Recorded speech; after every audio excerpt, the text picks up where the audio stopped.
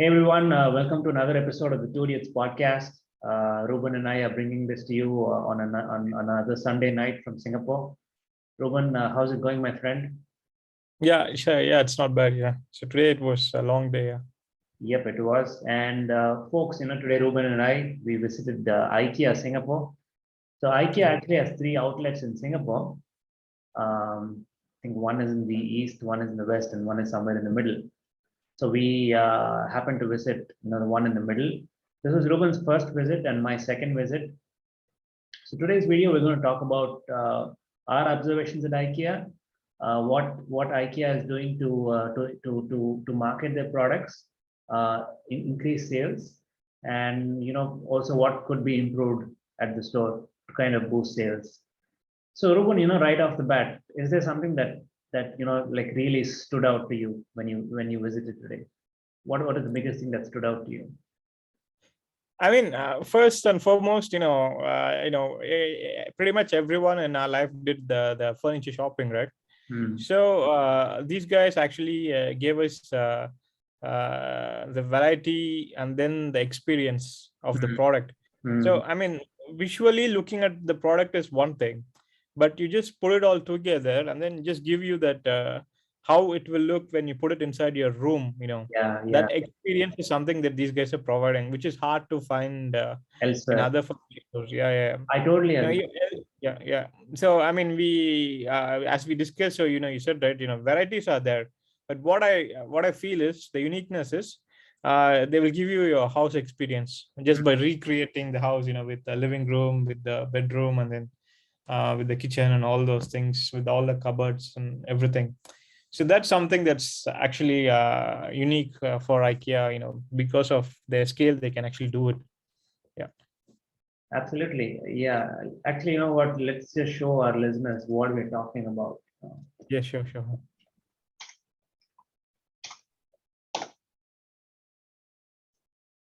Can you see my screen, buddy? Yeah, sure. Yeah. Yeah. Okay. Yeah. Like, for example, yeah, something like this. So Yeah. this is actually, a model which is placed within IKEA store. Yeah. And they just show you how would the bed look with the table and the bookshelf and night lamp and Yeah. everything placed beside it, right? Like exactly Yeah. how you would try to do it in your own house. Yes. Yeah. So and then it also like it triggers, right? If you're a homeowner and then if you are looking for renovation, so Hmm. it will just trigger. Why don't we just go for this set completely rather than Exactly. just Yeah, I was just going to say putting that. it? Yeah. It's a very easy way for them to upsell or cross sell other value-added products, right? Yeah. Yeah. Yeah. And what I really loved, right, in some of the rooms, they basically put up this poster saying you can decorate your room with all these products for just $1,500 or just Yes. $2,000. Yes. That was Yeah. That's also another beautiful thing. Yeah. yeah. I mean, $1,500 is very reasonable to decorate a whole room and Yeah. buy all the Yeah. furniture for a room, right? So Yeah. I yeah. mean, you could actually invest on that one even if you're renting the room. So Yes. those small demo rooms, it's not so big. It's just smaller than the room that I'm staying that I rented.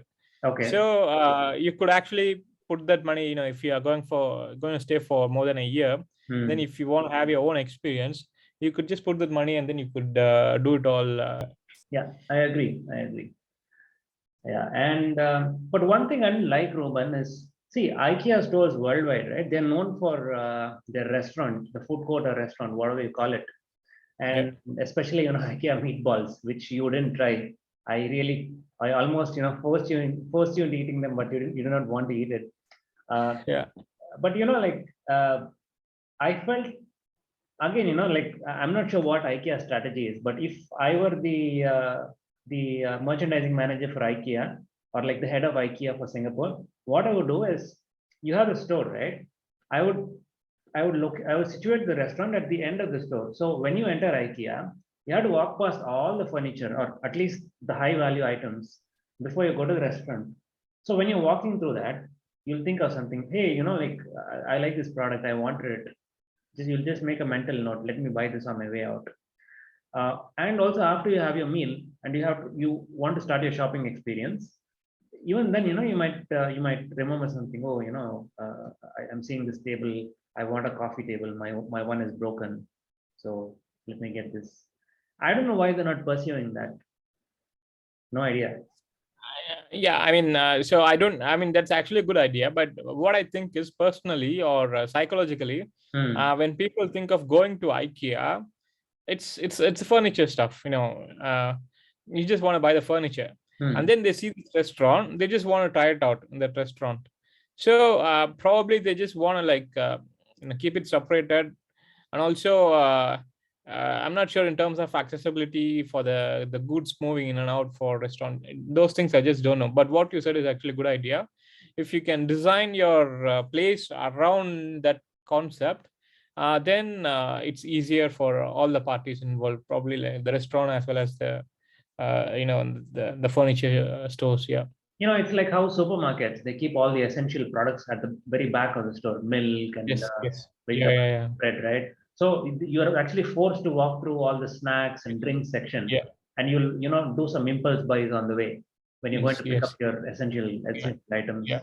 Yeah, but typically what I've read is, I don't know about the Singapore store in specific, but the IKEA food court is what you call a loss leader in business. You make a loss on the food, Yeah. but when people come to buy food, they'll pick up some items. So if you like lose $1 on the food or $2 on the food, but you make $10 of revenue on average, Yeah. statistically it still works out great for you, right? Yeah, yeah. But the pricing in over here doesn't look like Yeah, they want to make money out of both. looks like it. Yeah, how Food much? as well as So for the meatballs, right? I paid almost $10. So like seven. Yeah, it's almost $7. yeah. How much for your salmon? It's roughly same price, right? Yeah, it's around the same. Yeah.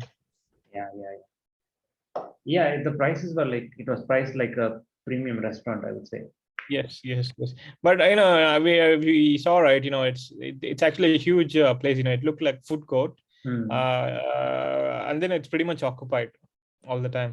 Yeah. So that's, yeah, they're actually making good money out of that one. And one more thing I want to point out, since we're talking about food court, this is beautiful about IPR. Like everything is designed to make the consumer buy more. Like they have all those food trolleys at the food court, Yeah, yes. so Yeah.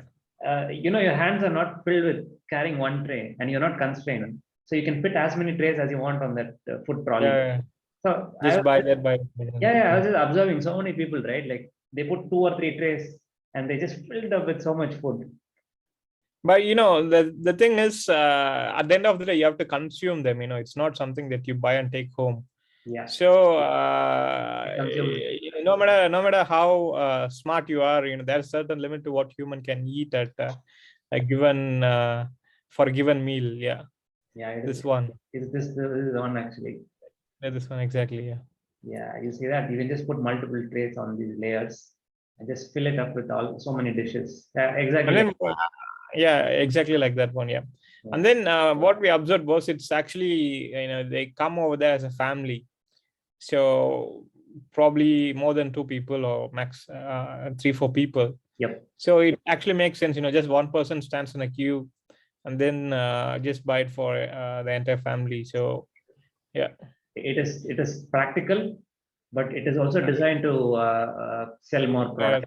That is Sell more product. And beautiful. also if you see just one person can go stand in the queue, you don't have to have like 4 people Yep, and then one person pays. exactly. So it also like lessens the crowd. Yeah, yeah, yeah. So it also Especially makes during sense. Yeah. COVID, right? You want social distancing and Yeah, all. yeah, yeah, Yeah. yeah, yeah. Well, one thing I didn't like, Ruben, is customer service. I felt is not up to the mark. But I think that's a Singapore thing more than an IKEA thing. For Yeah. example, a friend of mine, she called me up. She found out I was in IKEA, and she just called me and said, "Hey, I want some candles, tea light candles, which have LED lights in them." And I just couldn't find it because the store is so big, and you just get lost inside. So I went and asked one of the people working there, and she just said, "Oh, go straight and go right." And then you also came with me, right? We're just going around in circles. Yeah. And then when I realized we were lost, I just went to her again and I said, "Hey, can you just take me to the place? I can't find it." So she just took me to the general area and she said, "Oh, just look in all these shelves. You will find it." But then I told her, "I already looked here for more than 30 minutes. I can't find it. Can you take me to the actual place?" Her response was, "Oh, if you can't find it, then you can just buy online It's somewhere our else." stock. Yeah. Yeah. So, But I mean, for their defense, at least, what I could say about based on what we have seen is, hmm, we just pretty much went around the entire shop, right? We can hardly see employees helping the customers around. yeah, We saw those two people, those two girls, and then one or two men, just walking on other departments. So I'm not sure, it's just too hard for them to remember where things goes, and then probably their job is not to like serve customer, probably to do stock filling. yeah, yeah. Yeah, I mean, I so in NTUC fair price, those people are pretty much accurate. You just go ask them where the item is, so they'll just take you to the Or they'll spot. tell you which number aisle you have to go to. Yes, yes, yes, yes. That's a good point. Maybe they just not paid enough. Who knows? And then if you're looking at the age, those guys are probably doing part time. Yeah, Yeah. So yeah. and then you Good can't point. expect much from the part time people. They're just there to make money, and then Yeah, they yeah. just do what's being told, and then they just don't care about the customer experience. Yeah. Maybe great customer service is not one of the KPIs. Yes, yes, yes. Like, what I was expecting in the back of my mind is, okay, now I call this girl and she can't find this specific item, but why is she not trying to sell me some other item? Like she can say, "Oh, we don't carry a small size candle, but why don't you buy this one? This is just medium size and it's great value for money," or something like that. Yeah, that's something else. Yeah, I mean, it's not a KPI, right? Yeah, technically. Yeah, yeah, I guess. What else? Yeah, while we were roaming around, I was just trying to do my own research. Let's call it research. I was just trying to, like see what demographics the shoppers fall into and what ethnic groups they fall into. And I came out with no data points because like there are people of all ages and different races. So did you notice anything to that effect? Any insights from you? Yeah, actually, I pretty much agree. So it's a perfect mix of the population in Singapore. Technically, mostly Chinese, and then we saw Indians over Indian, there. Malay people. Uh, Yeah. Both, yeah, North and South, Malay, yeah. We, So we saw a lot of also Western people, Western yeah, people, yeah. Western foreigners, yes. So it's pretty much the same composition as the Singapore population. Yeah. Yeah, you see in the similar percentage distribution. Yeah, That's actually a wonderful thing. If your store can pull in all kinds of crowd, all kinds of age yeah, groups, then it's just perfect for you, right? yeah. I mean, only like Western brands can do it. It has the brand recognition. It's and then the experience they give is Hmm. quite huge. If you take Mustafa, it's also like in terms of the variety, it's almost same like IKEA. They're selling groceries. These guys are selling furniture. Or Mustafa selling pretty much everything. These guys are selling only furniture. But if you take Mustafa, you only see mostly Indians. You'll see some Chinese, and then you hardly see any Western people around there. So yeah, so Western brands have that recognition, and then it brings in pretty much as what it is. Yeah. Yeah, I agree. Western brands can, do that. So, just for listeners listening from outside of Singapore, they may not know what Mustafa is, right? So, guys, Yeah. Mustafa is something like this. Think of it like a Walmart. It has everything, all kinds of products. Yeah, and it's huge. Yeah. Yeah, it is massive. It's just massive. There's many floors. That's Yeah. what Mustafa is. Any other The insights? the inventory per square feet is higher in Mustafa compared to uh IKEA. what we saw in IKEA. They just got shit lot of items in Mustafa. Yeah. And talking about inventory, what I felt was, see, during my first visit to IKEA, just before I went to IKEA, I had visited some other local Singaporean furniture shops as well, right? And there, what I noticed is it is just stuffed with products and furniture. So the shop owners or managers, they want to put as many products as possible in every square foot of the store, just fill it up. But IKEA was, they were more about the experience. Okay, this bed, how is it going to look, in the surroundings? That's the reason, they just created all these dummy rooms and put the beds and other furniture inside, and they just really wanted to show you how it would look in a typical room, right? Yeah. And whatever pieces of furniture can you pair with it. Yeah. I really like that focus on the customer experience rather than just maximizing product Yeah. display per square feet. And also for the curtain, you saw, right, they had this illuminator to simulate the light entry. Yeah, that was That's just. like a very well thought through thing. Yeah. Let me see if I can find a picture. Probably not. Okay, we can just describe it. Like, see, this is. Yeah, basically, if you're selling a curtain, you will sell like you will put it like what we see here, buy curtains, the gray one, yeah.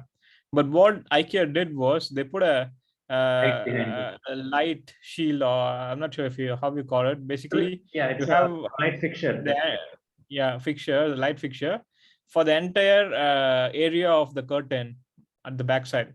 Yeah, And then you can see that if the light is coming through this curtain, which is most important job of a curtain, but in the yeah, morning time when you are yeah, sleeping. Yeah, you just don't want your light to wake you up. correct. So So you can yeah, actually so see for yourself how effective the curtain is in blocking out the light. yes. Yeah, I mean, That's the main thing that I look out for when I buy a curtain. I don't want exactly, to. exactly. Yeah. Yeah, I mean, it's a very low cost initiative, but it makes a lot of difference, right, Yes. to the Yes. shopper. Yeah, and also it tells what IKEA thinks through when they put a product for sale. Yeah. Yeah. And I think what I also liked was there was a small team of kitchen designers sitting at Yeah. computer stations and showing people like how would Real time. one piece of furniture look in a kitchen, Yeah. how would a dining table set look in a kitchen. So I think probably you have to hire them, then they'll just help you out for that. Yeah. I think so. Yeah, yeah. And what is the design company that has a tie-up with IKEA? I'm not sure if they still have tie-up, but it's called Livspace. LIV no LIVSPSE. Yeah. Okay, correct, SPSE.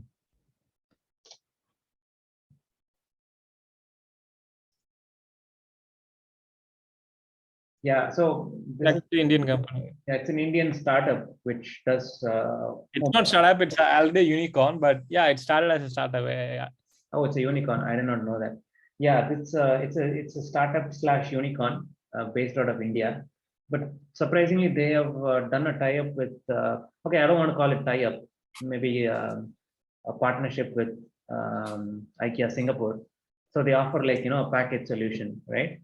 Design and the design is based on IKEA furniture. Yes. Yeah. Also, you can just scroll up, go to all. Then Vijay, you can read the review. Yeah, just go to all. And then 195 Google reviews, right? Just click on them. No. These reviews. Yeah, 195. No, on the top, just scroll up. Hmm. You saw a four-star rating, Okay. and then next to that you see, yeah. And then short by scroll up. Go by the most latest, newest, US. and then scroll down.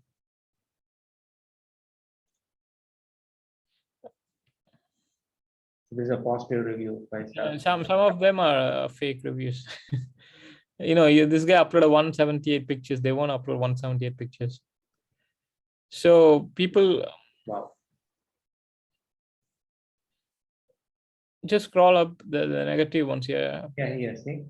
4 weeks. Yeah, I would like to understand. Okay, so why can't we read the response from the owner? Because they haven't Just been, okay. yeah. I mean, this is the poster, Blue Sprue Nicole. She just rated 1 star. She didn't leave a comment. Okay. Yeah, here. There's one here. I used Livspace to renovate. Unfortunately, the project couldn't take place due to misunderstanding, and I got my full refund of 10% from them. Okay, it's a positive review, looks like. But again, it looks fake. Why was the guy? No, I mean, the 6-9 pictures for other Other businesses stuff. as well. Okay. Yeah. Totally unprofessional, unreliable. Supposed to hand over on December 15th. End of November, I get a call mentioning Livspace has not secured a carpenter. Best part, no carpentry work started yet. That's truly checking out. Yeah. I was informed to look for my own carpenter. This is very bad. Truly taken aback. Gave so many chances, still could not deliver the basic renovation of stuff on time. I am the one taking pictures and sending to my ID and providing update. Too many excuses, poorly managed. Yeah, but you get the idea, right? Like a lot of Yeah. delays. And then what they say is, on live space defense. So how the system work is, they will create a team and then they will assign the team to particular for refurbish. Renovation. They also say that it depends on the kind of team you get. Some team are quite good, they give you the best possible experience, and some team are like just not there. Yeah. So the customer in turn getting very bad experience. So, and then also the business they are in, this is like the carpentry quality of people in Hyderabad is different from carpentry quality of people in Bangalore. And then the supply chain and all those things is impacted. Yep. It's just too hard, but I think they are just trying to be there. But I'm also looking at some of the feedback. So the KPIs are more towards extracting as much money out of customer as possible, but it should be more towards giving the customer best possible experience at the expense of the company. So then that's the secret sauce basically. Yeah, I'm not sure, but these guys are following this. Probably they will, but yeah, some cases, if it's a franchise model, then it's just too hard. Yeah, I agree. Yeah. Anyway, Ruben, I think we've covered the major points. yeah, and then we are talking bullshit about Livspace. No, I mean, we're just talking about what we see and hear. That's it. Right? Yeah, It's not a knock on Livspace. It's just people's perception that we're discussing. yeah. Anyways, But one thing that I want to highlight for the IKEA's pricing is, we let's say you buy a $500 worth of product, they charge it's not priced for what you see. That's one thing that I have to highlight. yes. So they may charge you $30 for assembling it more, which is not included in the price. So it's just an add-on. Yeah, delivery Yeah, and assembly is priced separately. Yeah. But in our pretty much all other furniture shops, you just get what you see. Yeah. Yeah, I mean, it just comes assembled, or it comes either fully assembled or partially assembled. Like my friend bought a sofa from a local store, and it just came wrapped in bubble wrap. And at her house, they just installed the legs. Okay. Cushions. Yeah. Okay. Anyways, yeah, I hope you guys enjoyed today's chat about our experience with IKEA. Feel free to suggest topics for future episodes, guys, and don't forget to like, share, and subscribe. That will ensure that the YouTube algorithm shows you relevant videos. Thank you for joining us. Have a great week ahead. Bye from Singapore. This is Ravi. On the other side is Ruben. Bye. Take care. See you guys. Bye. Bye.